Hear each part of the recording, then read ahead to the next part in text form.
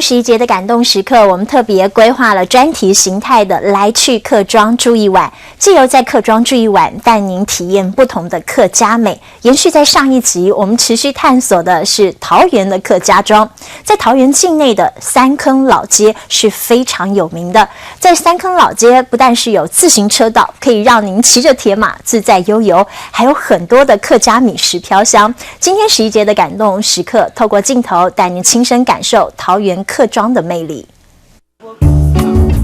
骑自行车自在悠游，这里是龙潭客家庄，铁马车道一路可以骑到大溪，长达40公里。不能错过的还有三坑老街。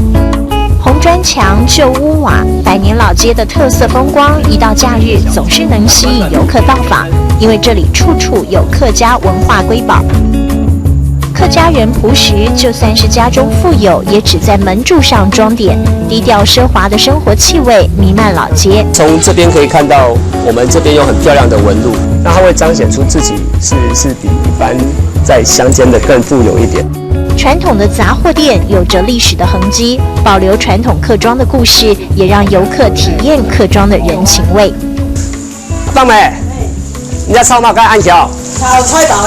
很多人专程拜访的是这家传承3代的客家菜包，它有着游子念念不忘的好味道。有酱猪肉、瘦肉哈，还有香菇，都是用新鲜萝卜丝去炒的。真材实料，让菜包的生意相当的好。一到假日，一天可是能够卖出2000颗，全台各地都有人上门捧场。像有的是公司啊，公司他一订就订了好几百个啊，家里的也有啊，他买有没有？我们有那箱子嘛，他一盒一盒的送人啊。三坑老街有老手艺飘香，而桃园龙兴国小有新生代接棒传承文化。接下来大家看到的这栋主建筑呢，是龙兴的特色建筑，叫圆楼。圆楼有很多特色，这里被称为是最美的客家校园，因为四处都可以看到客家建筑之美，客家圆楼也融入其中。从一开始的五凤楼慢慢演变到方楼，再变到圆楼。